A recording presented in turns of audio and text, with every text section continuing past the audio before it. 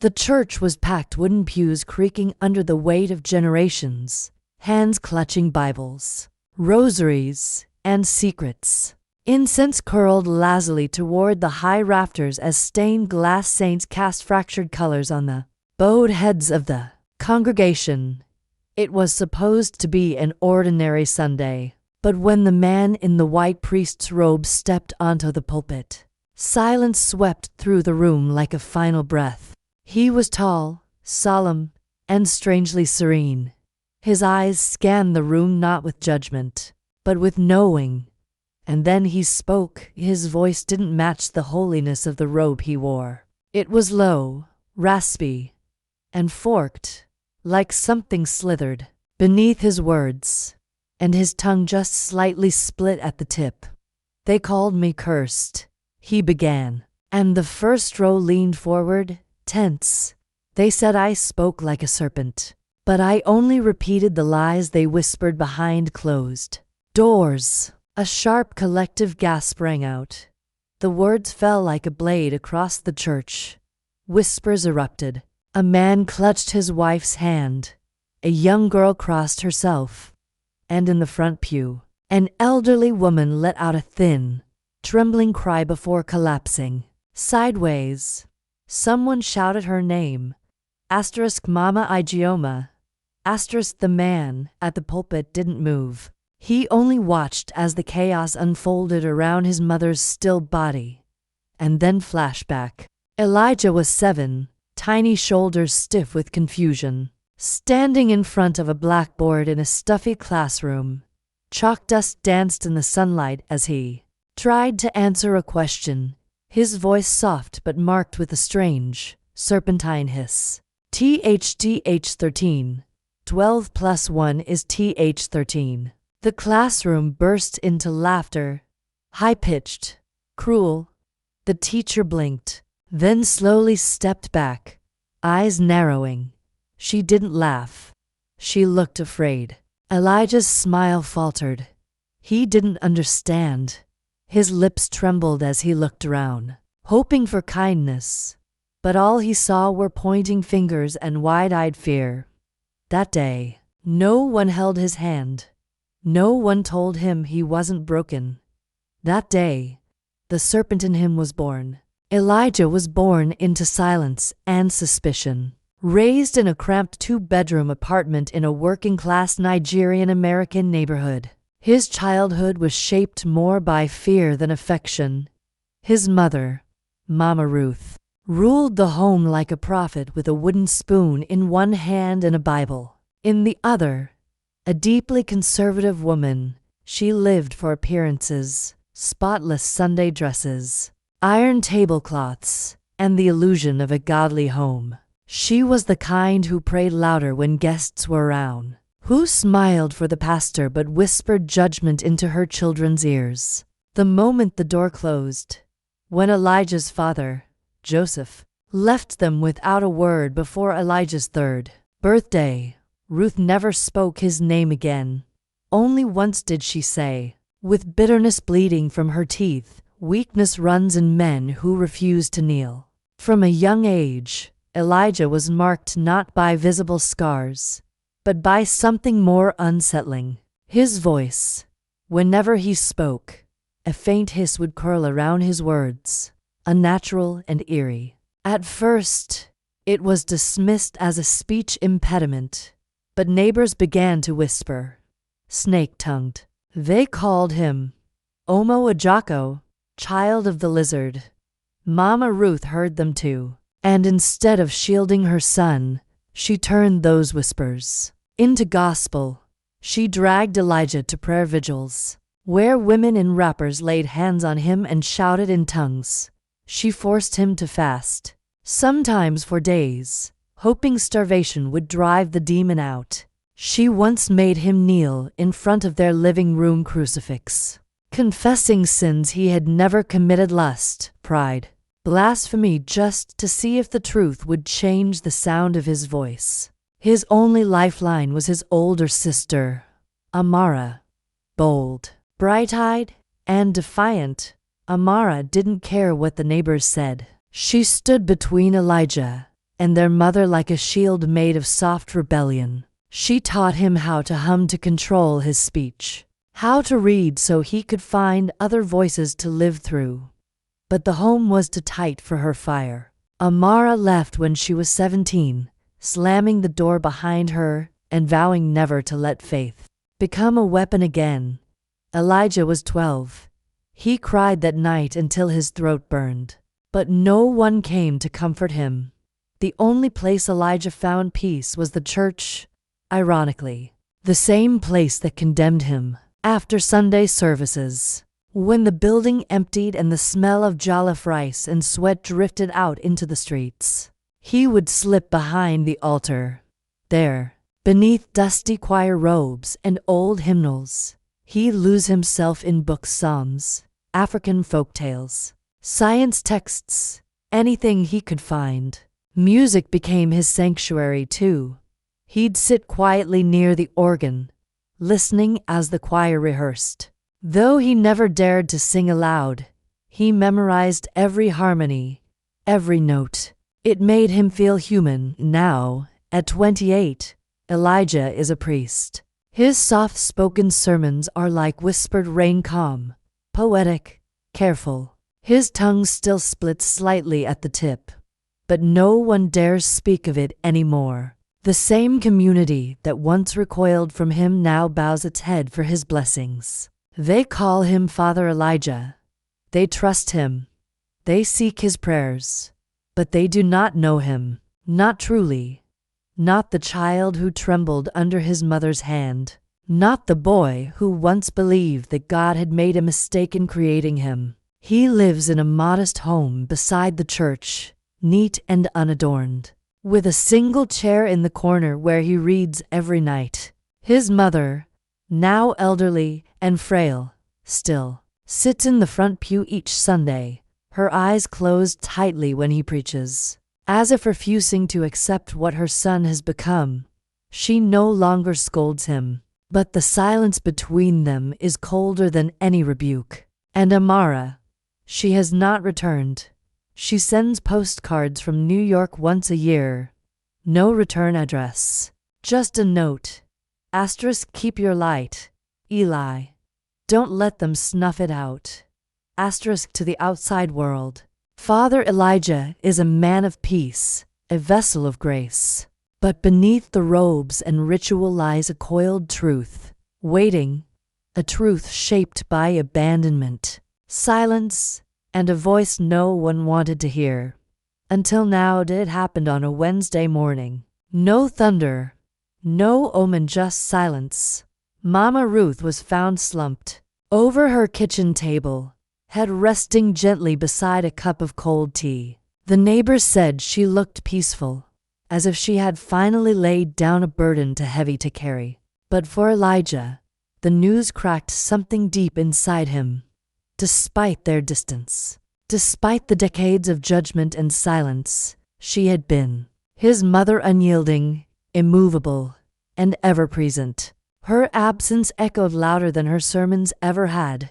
The funeral was swift, steeped in tradition. White lace, hymns sung through weeping, hands lifted in final praise. Elijah gave the sermon, voice trembling but composed. He spoke of forgiveness, of surrender, but something in him felt hollow, like he was reading scripture from a book whose ending he no longer believed. Amara returned for the burial, standing beside him in black, arms folded tightly across her chest. She didn't cry. She just stared at the coffin as if daring it to speak one last truth. A week later, they gathered in the lawyer's office, a cramped space above a bakery, thick with the scent of yeast and old paper. The will was short, brutal. To my beloved cousin Ifeanyi, I leave my home, savings, and belongings in gratitude for standing by God's truth. There was no mention of Elijah. Not a word, not a scripture, not even a note of blessing. Amara's name wasn't there either. Elijah sat, frozen, the words bouncing around his skull like stones. The cousin, a bloated, Smug-faced man who hadn't visited in years smiled as if it were a game he'd won. Later that night, Amara found the letter. She had been digging through Mama Ruth's old Bible when it slipped out a yellowing envelope tucked between the Psalms and Proverbs. The handwriting was unmistakable. It was addressed to Joseph Okafor. "Elijah," she said softly, handing him the folded paper. "You need to read this." The letter was dated nearly 25 years ago. Joseph. You brought shame into this house with your softness. Your refusal to cast out that demon marked you weak. You said Elijah was just a child, that he needed love. You tried to protect him from God's will, and that is why I told you to leave. Because if you stayed, he would never be saved.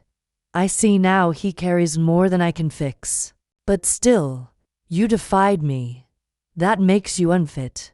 I will raise him the right way, through the blood, the word, and discipline. The words burned as Elijah read them. His hand trembled. His mother hadn't been abandoned. She had banished his father. And not for betrayal, not for violence, but for love. For love. Joseph hadn't left him. He had tried to protect him, to see him, to believe in the child that no one else did. And Mama Ruth, his righteous, devout mother, had turned that love into sin. That was the day Elijah's world split into.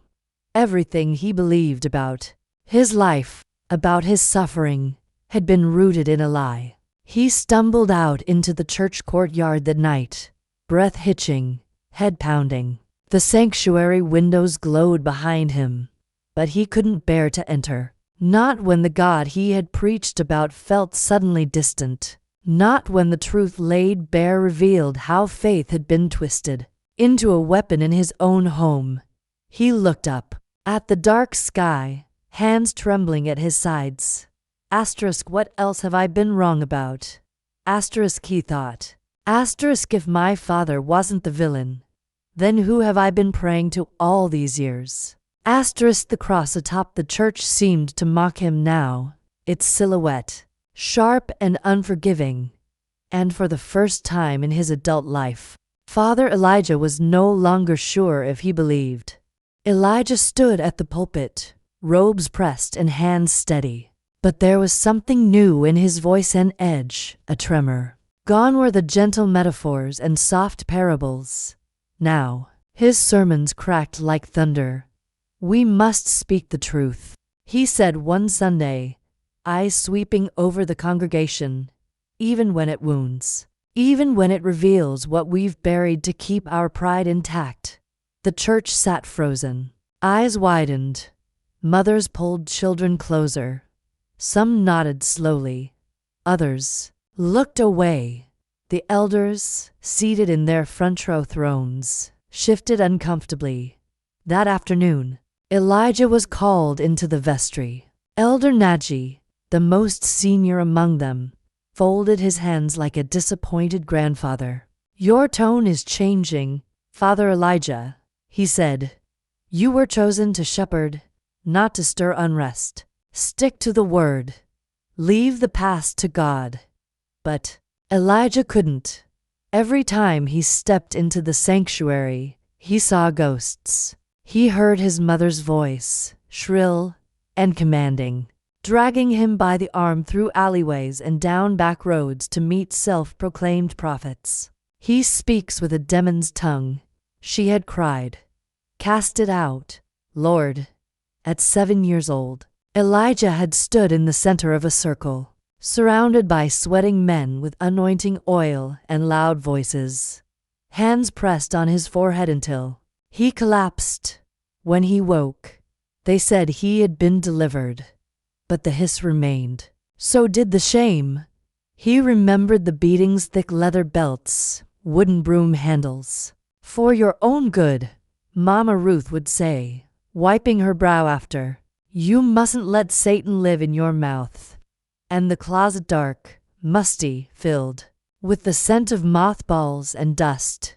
She'd lock him in there for hours, sometimes days, with only a bottle of water and a Bible. Pray it out. Say the Psalms until you sound like a child of God. The congregation didn't know this Elijah. They only saw the man in white, not the boy who had once wept alone in a locked room for daring to ask why his voice scared people. But now, the boy and the man were colliding. The lies and the silence were suffocating. The whispers began again, just like they had in his childhood. His tongue is a curse, some muttered. A generational spirit, others said. How can a man who speaks like a snake claim to lead the children of God? The fear returned, creeping into pews and Sunday potlucks. Families who once invited him over began canceling plans. Mothers wouldn't let their daughters serve near the altar when he was preaching. And yet, Elijah refused to back down. Amara returned a week after the letter discovery, this time staying longer. She noticed the tension, the long stares, the half-hearted greetings. You don't owe them anything, she said, arms crossed as she leaned against his kitchen wall. They didn't protect you. They watched what Mama did to you and called it prayer. Elijah looked down at his hands, strong now, but once small and trembling. I'm trying to show them what healing looks like, he murmured. No, Amara replied sharply.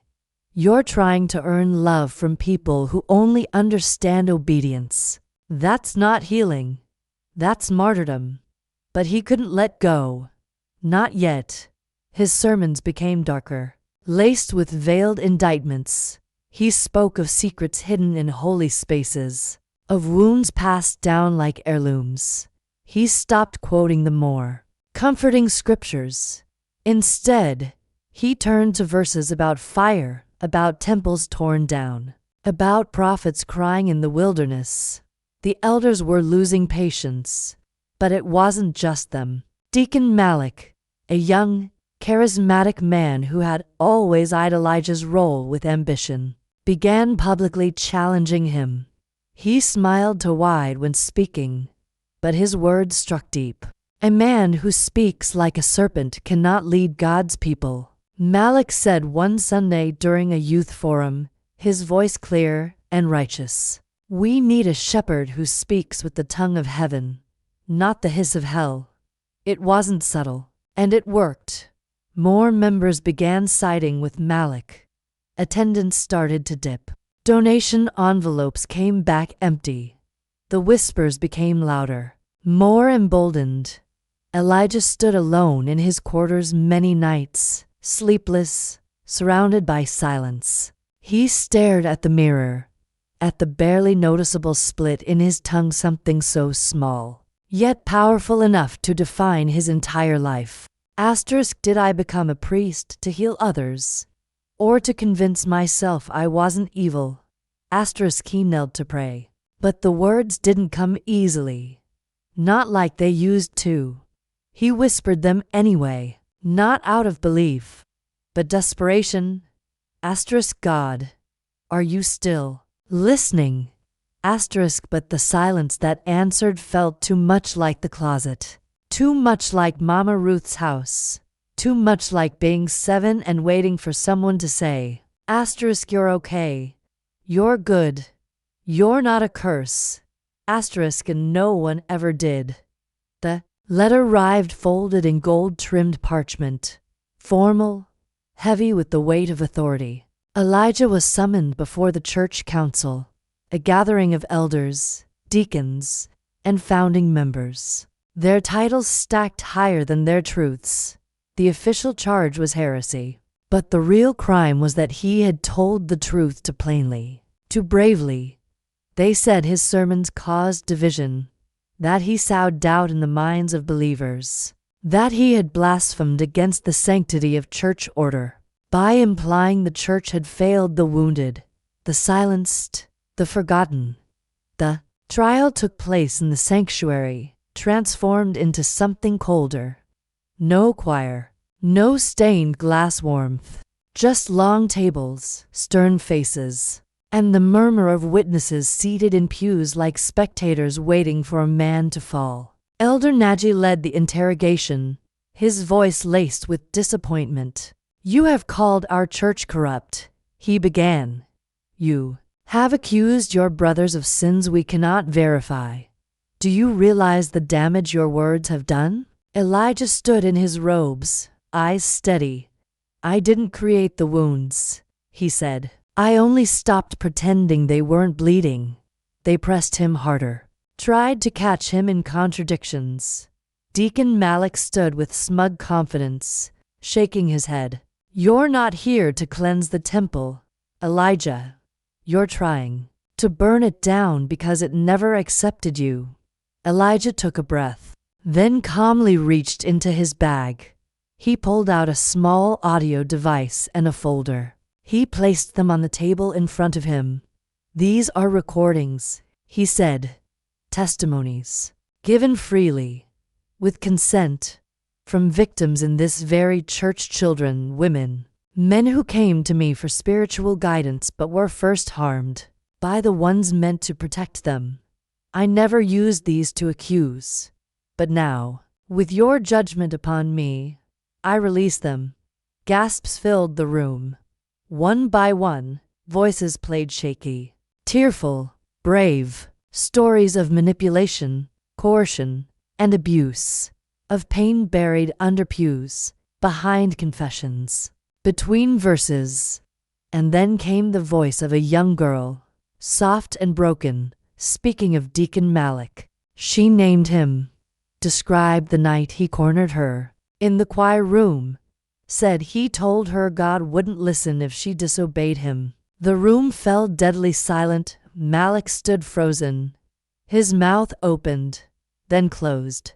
His eyes darted around for defense, but none came. The elders, now pale and shaken, didn't know where to look. Elijah said nothing more. He didn't need to. The truth hung in the air like smoke after a fire, visible, choking, undeniable. That Sunday, Elijah stepped once more into the pulpit. The church looked different now. Half the pews were empty. The faithful were fractured. Some stayed to hear him. Others had left in anger, confusion, or shame. The air was tense, sacred. He looked out at them, not as a priest, but as a man unmasked. His voice, still marked with that faint, serpentine hiss, rang clear. "They called me serpent-tongued," he said, scanning the faces before him. "And maybe they were right. But what they didn't understand is this. A serpent sheds its skin to grow. It does not fear change. It survives." A murmur rippled through the crowd. "I do not speak with poison," Elijah continued, his voice rising, "but with truth. And truth is what you feared. Not my voice, not my tongue, but the fact that it couldn't lie like yours." Silence followed. Not heavy, not angry, but reverent. Some wept, some turned away, but others, especially the young, looked at him with something new in their eyes. Understanding, relief, hope. Elijah paused, then slowly reached up and removed his white clerical collar. He placed it on the pulpit like an offering. "I leave not because I lost faith in God, but because I refused to worship the men who used his name to keep others in chains." And with that, he stepped down, quiet, resolute. The serpent they tried to bury had spoken, and in shedding his collar, he had finally shed their shame. Months passed, and the silence that once haunted Elijah began to feel like freedom. He no longer woke to the pressure of sermons or the weight of expectation. The collar, once a symbol of duty, now sat folded in a drawer, a relic of a version of himself that tried too hard to be accepted by people who feared what they couldn't understand. With Amara by his side, he opened a small building on the edge of the community, modest, painted in warm earth tones, with a hand-carved wooden sign above the door. The shelter tree. It was not a church, nor did they call it one. It was a healing center, a safe space for those cast aside by the very institutions meant to save them. Inside, the air smelled of sage and brewed tea. The walls were lined with books, spiritual texts from all faiths, psychology guides, memoirs from survivors. There was no pulpit, no altar, just a circle of chairs where people sat and told the truths they had buried. Group talks were held every week. Survivors of religious trauma, excommunicated youth, queer kids disowned by their families, women silenced by patriarchal sermons. They all found their way to Elijah and Amara. Word spread quietly. Then quickly, people who had long felt invisible began showing up, drawn by whispers of a place where no one judged the shape of their pain or the sound of their voice. Some in the community turned away from Elijah permanently. To them, he had betrayed the cloth, disgraced the altar. They whispered that he was dangerous, that he had led a rebellion. But others came, not for ritual, but for rest. They came for truth. They came because they needed to believe that faith and freedom could exist in the same breath. When the authorities began investigating the evidence Elijah had presented during the church trial, the case against Deacon Malik gained traction. More victims stepped forward, emboldened by Elijah's courage. The girl from the choir gave a formal statement. Weeks later, Malik was arrested. He was led away in cuffs. The same man who once thundered judgment from a pulpit now silenced by his own shame. Elijah gave his testimony in court, calm, unflinching, not out of vengeance, but for justice, for every child who once sat in silence, like he had. Then, one afternoon, as golden light filtered through the wide windows of the shelter tree, a man stepped through the door. He was older now, gray threading through his beard, shoulders slightly hunched, as if the years had carried more than just time. Joseph Okafor. Elijah froze when he saw him. The resemblance was startling, not just in features, but in quiet presence. Amara slipped out discreetly, leaving them alone. They sat across from each other in silence, both unsure how to begin. The seconds stretched. Then Joseph cleared his throat and said, voice raw, I watched your last sermon. Someone sent it to me. Elijah said nothing, his throat tight. Joseph smiled faintly. Your voice. It may have shaken them, but it saved me. Tears welled in Elijah's eyes. Not from pain this time, but release. They didn't speak of the past. Not yet. They didn't need to. In that moment, sitting across from the father who never stopped believing in him, Elijah felt something he hadn't in years. Peace. And, for the first time in his life, he believed his voice was not a curse. It was a calling. 1 year later, the community hall buzzed with quiet anticipation. No stained glass, no choir, no pulpit, just folding chairs arranged in a circle and a simple microphone at the center. Elijah stood before them, no collar, no robe, just a loose linen shirt, sleeves rolled, his presence calm but grounded. The hall was filled with faces young, old, tired, healing, survivors, seekers, people who had once feared his voice but now leaned in to hear it.